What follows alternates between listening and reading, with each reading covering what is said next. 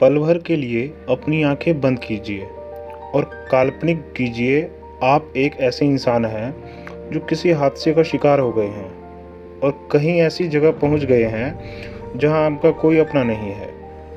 आपके पास न भूख मिटाने के लिए खाना है और ना ही वापसी की कोई उम्मीद। आपका दिमाग भी धीरे धीरे काम करना बंद कर रहा है। अब अपनी आंखें खोलिए और भगवान का शुक्रिया अदा कीजिए कि यह आपकी कल्पना भर है। मगर क्या आप जानते हैं, यह किसी इंसान की असली कहानी है। यह कहानी है एक निडर मछुआरे की, जो सल्वाडोर अल्वारेंगा की।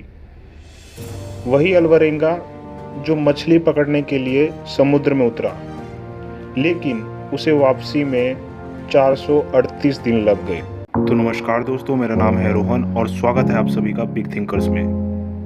कहानी है 17 नवंबर 2012 की। यह वह तारीख है अल्वारेंगा मेक्सिको के एक गांव से निकला और गहरे समुद्र में मछली पकड़ने उतर गया। इस यात्रा में उसके साथ उसका एक साथी भी था। मछलियां पकड़ने में उसे अल्वारेंगा जितनी महारत हासिल नहीं थी, मगर वो खुद को निखार रहा था। अल्वारेंगा की योजना के हिसाब से उसकी यह यात्रा करीब एक दिन तक चलने वाली थी। इस दौरान ब्लैक टिप शार्क और सेलफिश को पकड़ने का उसका प्लान था। सब कुछ योजना के अनुसार ही शुरू हुआ था, मगर तभी एक खतरनाक तूफान ने अपनी दस्तक दे दी। भारी बारिश और तेज हवाओं के कारण उसे खतरे की चेतावनी मिल चुकी थी। बावजूद इसके वो अपनी सिंगल इंजन वाली टॉपलेस बोट के सहारे आगे बढ़ता रहा। यह रिस्क उसे भारी पड़ा। 5 दिवसीय तूफान उसे अपने साथ बहा ले गए। जिस रेडियो से वो मदद मांग सकता था, वो भी नष्ट हो चुका था। बोट का वजन कम करने के लिए अल्वारेंगा ने 500 किलोग्राम वजन के बराबर की अपनी सारी मछलियां फेंक दी। अब उसके पास ना तो खाने के लिए राशन था, ना रोशनी थी और ना ही किनारे से संपर्क करने का कोई तरीका। पीने के लिए अल्वारेंगा ने बारिश के पानी का सहारा लिया। एक पल ऐसा भी आया जब उसके पास पीने के लिए पानी नहीं बचा। ऐसे में उसने कछुओं का खून और अपना मूत्र तक पिया। करीब 4 महीने के बाद सल्वाडोर के साथी ने कच्चे मांस को खाने से मना कर दिया और अंत में भुखमरी से मर गया। मगर सल्वाडोर ने जिंदा रहने के लिए सब कुछ जारी रखा। सल्वाडोर अपने शुरुआती बिंदु से 10,000 किलोमीटर से अधिक की दूरी पर था। खुद को भगवान के सहारे छोड़कर अल्वारेंगा ने खुद को अपनी बोट के सहारे सौंप दिया। वह खुली आंखों से आसमान में टिमटिमाते सितारों को देखता, इस उम्मीद के साथ कि कोई उसकी मदद के लिए आएगा। उसने अपने आसपास कई सारे जहाज़ों की चहलकदमी महसूस की, मगर कोई उसकी मदद के लिए आगे नहीं आया। इस अकेलेपन में अल्वारेंगा ने गीतों और भजनों को समय काटने का साधन बनाया।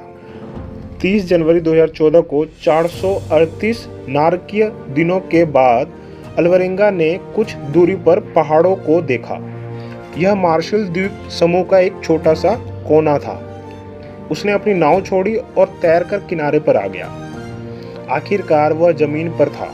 किनारे पर पहुंचकर जैसे ही वो खड़े होने की कोशिश करता, वो गिरकर बेहोश हो जाता। जल्द ही वहां की स्थानीय लोगों की उस पर नजर पड़ी और वो उसे अपने घर लेकर आए।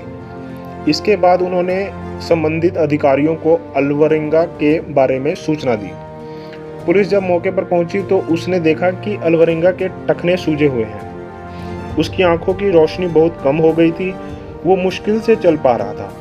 उसके बाल किसी झाड़ी की तरह उलझ गए थे। लिहाजा उनको लगा कि अल्वारेंगा के साथ किसी ने बुरा बर्ताव किया है, जबकि सच कुछ और था।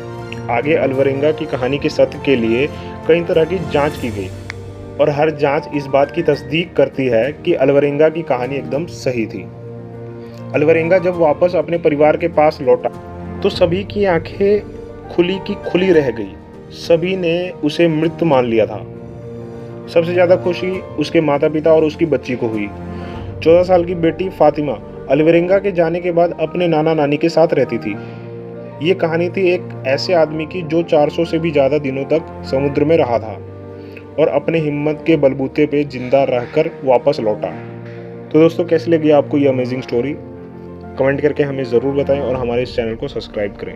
धन्यवाद। जय हिंद, जय भारत।